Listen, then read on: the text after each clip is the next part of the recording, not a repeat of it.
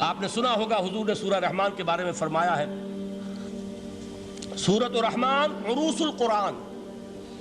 یہ سورہ رحمان جو ہے یہ قرآن کی دلہن ہے. جیسے دلہن کو آپ خوشنما لباس پہناتے ہیں، آراستہ پیراستہ اس کو گہنے اور اس کو زیور پہناتے ہیں، تو جس طریقے سے سجاتے ہیں آپ دلہن کو، اللہ تعالیٰ نے ایک سورت قرآن مجید میں یہ ایسی رکھی ہے سورہ رحمان کہ اسے خوب سجایا ہے. اس میں الفاظ کا در و بست، اس کا اپنا ایک ڈیوائن میوزک ہے.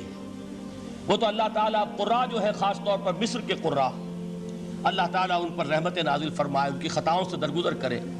جس طرح قرآن کے انٹرنسک میوزک کو انہوں نے واضح کیا ہے.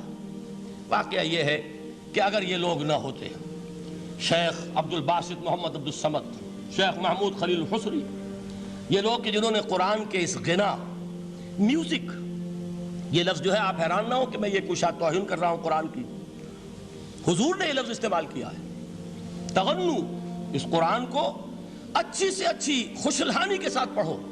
من لم یتغن بالقرآن فلیس منا، جو قرآن کو بہتر سے بہتر انداز میں، اچھی سے اچھی آواز میں، خوشلہانی کے ساتھ پڑھنے کی کوشش نہیں کرتا، وہ ہم میں سے نہیں ہے. بلکہ ایک مرتبہ حضور رات کے وقت آپ گشت پر تھے اپنے ساتھیوں کے حالات معلوم کرنے کے لیے. حضرت ابو موسیٰ اشعری رضی اللہ تعالیٰ عنہ ایک صحابی ہیں، ان کے گھر کے پاس سے گزر ہوا، وہ رات کو تہجد پڑھ رہے تھے، کھڑے ہوئے کیف کے عالم میں قرآن تلاوت کر رہے ہیں. حضور کو بہت پسند آئی ان کی قرات، کافی دیر تک وہاں کھڑے سنتے رہے. اب انہیں کیا پتا کون سن رہا ہے. بالکل اسی طرح سمجھ لیجئے ایک بات یاد آئی ہے. حضور فرماتے ہیں کہ جس طرح کان لگا کر اللہ قرآن کو سنتا ہے، کسی چیز کو نہیں سنتا. ہمیں نظر نہیں آتا نا، ہمیں معلوم نہیں، ہم قرآن پڑھ رہے ہیں تو سننے والا کون ہے؟ سب سے زیادہ کان لگا کر خود اللہ. یہاں اس لیے مجھے یاد آیا کہ ابو موسیٰ اشعری کو کیا پتا تھا کہ کون سن رہا ہے. وہ اپنی کیفیت میں نماز میں تہجد میں قرآن کی تلاوت کر رہے تھے، اور ظاہر بات ہے ان کے گھر ایکڑوں میں بنے ہوئے نہیں تھے، ایک ایک کمرہ، ایک ایک کوئی حجرہ، ایسے تو گھر تھے نا صحابہ کے. لہذا حضور پاس سے گزرے، آواز آئی، کافی دیر سنتے رہے. اس کے بعد آپ تشریف لے گئے، صبح فجر میں ملاقات ہوئی تو حضور نے تحسین کے انداز میں فرمایا، یا ابا موسیٰ انک قد اوتیت مزمارا من مزامیر آل داؤد. اے ابو موسیٰ، تمہیں تو آل داؤد کے سازوں میں سے ایک ساز اللہ نے عطا فرما دیا ہے. جس طرح حضرت داؤد، لہن داؤدی مشہور ہے کہ جب وہ پچھلے پہر رات کو حمد کے ترانے الاپتے تھے، قرآن میں ہے کہ پرندے شامل ہو جاتے تھے ساتھ، اور پہاڑ وجد میں آتے تھے، پہاڑ بھی ان کے ساتھ شریک ہوتے تھے. تو جس طرح کا اللہ نے ان کو لہن عطا فرمایا تھا، حضور نے تحسین کے انداز میں فرمایا ہے ابو موسیٰ اشعری، اللہ نے تمہیں بھی آل داؤد کے سازوں میں سے ایک ساز عطا فرمایا. بہرحال قرآن مجید کا جو یہ میوزک ہے، قرآن کے الفاظ کا جو حسن ہے، جہاں تک حسن معنوی ہے وہ تو ہر لفظ میں ہے، لیکن یہ حسن ظاہری، حسن صوتی، حسن لفظی، یہ اپنے کلائمیکس پر آپ کو نظر آئے گا سورہ رحمان میں. لیکن قرآن میں یہ سورت اس اعتبار سے بھی ممتاز ہے، اس کی 4 آیات پر ذرا توجہ کریں گے، عجیب حقائق سامنے آئیں گے. جہاں یہ قرآن مجید کے حسن صوت اور حسن لفظی کی معراج ہے، وہیں اس کی پہلی 4 آیات میں 4 چوٹی کی چیزوں کا ذکر ہے، سب سے اونچی چیزیں. پہلی آیت کیا ہے؟ الرحمن. ایک آیت ہو گئی. رحمان کیا ہے؟ اللہ کا نام ہے. کبھی آپ نے غور کیا اللہ کے ناموں میں سب سے پیارا نام کون سا ہوگا؟ رحمان. کیوں؟ اس کا مادہ کیا ہے؟ رحمت. ہمیں سب سے بڑھ کر جس چیز کی ضرورت ہے وہ کیا ہے؟ رحمت خداوندی.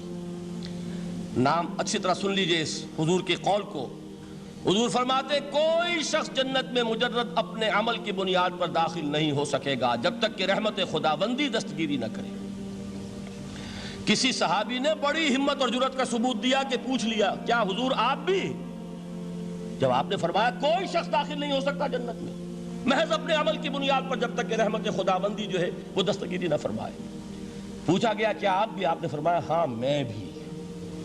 آپ انداز کیجئے کہ اگر محمد الرسول اللہ بھی رحمت خداوندی کے ضرورت مند ہوں تو تاب دیگراں چے رسد، ہماری تو سب سے بڑی ضرورت رحمت خداوندی ہے. اب یہ رحمت جو ہے قرآن مجید میں اللہ تعالیٰ کی یہ شان 2 الفاظ کے ذریعے سے آتی ہے، رحیم اور رحمان. اور کوئی مادہ نہیں ہے جس سے 2 نام بنتے ہوں اللہ کے. لیکن یہ مادہ ہے واحد رحمت کا کہ جس سے رحمان بھی ہے رحیم بھی ہے۔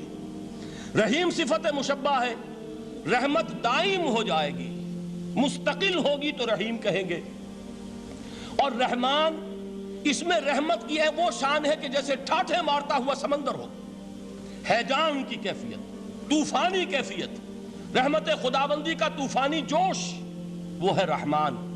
آپ تو رہتے اس علاقے میں ہیں، آپ کو معلوم ہے عرب اگر بھوکا مرا جا رہا ہو تو کیا کہے گا؟ انا جوعان۔ پیاسا مرا جا رہا ہو انا عطشان۔ بہت غضبناک ہوگا غضبان، غضبان آصفہ قرآن میں آیا ہے، بہت غضبناک۔ رحمان جس کی رحمت جو ہے جوش میں ہے، ٹھاٹھے مارتے ہوئے سمندر کے مانند۔ تو یہ اللہ تعالیٰ کے ناموں میں سب سے پیارا نام۔ اب آگے چلیے، الرحمن علم القرآن، رحمان نے قرآن سکھایا۔ رحمت خداوندی کا سب سے بڑا مظہر، رحمان کی رحمانیت کا سب سے بڑا مظہر قرآن ہے۔ ان میں جو منطقی ربط ہے اس کو سمجھتے جائیے۔ اچھا آپ یہ سوچئے، جو علم بھی انسان کو حاصل ہوا وہ کس نے دیا؟ اللہ نے۔ سائنس کا علم کس نے دیا؟ اللہ نے۔ علم آدم الاسماء کلہا، وہ علم الاسماء جو حضرت آدم کو دے دیا گیا تھا ازل میں، یہ اسی کا ظہور ہے، یہ اسی کی ایکسفولیشن ہے جو ہو رہی ہے اور ہوتی رہے گی ابھی۔ اور دوسرے علم ہے وہ کس نے دی؟ اللہ نے دی۔ لا یحیطون بشیء من علمہ الا بما شاء، مخلوق میں سے کوئی اللہ کے علم میں سے کسی شے کا احاطہ نہیں کر سکتا مگر وہ جتنا اللہ دینا چاہے۔ لیکن یہ کہ تمام علوم میں چوٹی کا علم قرآن، نوٹ کرتے جائیے، اب چوٹی کی چیزیں جمع کیجئے۔ اللہ کے ناموں میں چوٹی کا نام رحمان، اللہ نے جو کچھ انسان کو سکھایا اس میں چوٹی کا علم قرآن۔ خلق الانسان، انسان کو پیدا فرمایا۔ سوال یہ کہ حیوانات کو کس نے پیدا فرمایا؟ آسمان کس نے پیدا کیے؟ زمین کس نے پیدا کی؟ فرشتے کس نے پیدا کیے؟ کیا مطلب خلق الانسان؟ اس کی تمام مخلوقات میں اس کا کلائمیکس، اس کی تخلیق کی معراج، اس کے تخلیق کا نقطہ عروج انسان ہے۔ یہ ہے کہ جو مسجود ملائک بنا ہے۔ وَلَقَدْ كَرَّمْنَا بَنِي آدَمَ وَحَمَلْنَاهُمْ فِي الْبَرِّ وَالْبَحْرِ وَرَزَقْنَاهُمْ مِنَ الطَّيِّبَاتِ وَفَضَّلْنَاهُمْ عَلَى كَثِيرٍ مِّمَّنْ خَلَقْنَا تَفْضِيلًا۔ تو تخلیق میں سب سے اونچی تخلیق انسان کی، علموں میں سب سے اونچا علم قرآن کا، اللہ کے ناموں میں سب سے اونچا نام رحمان۔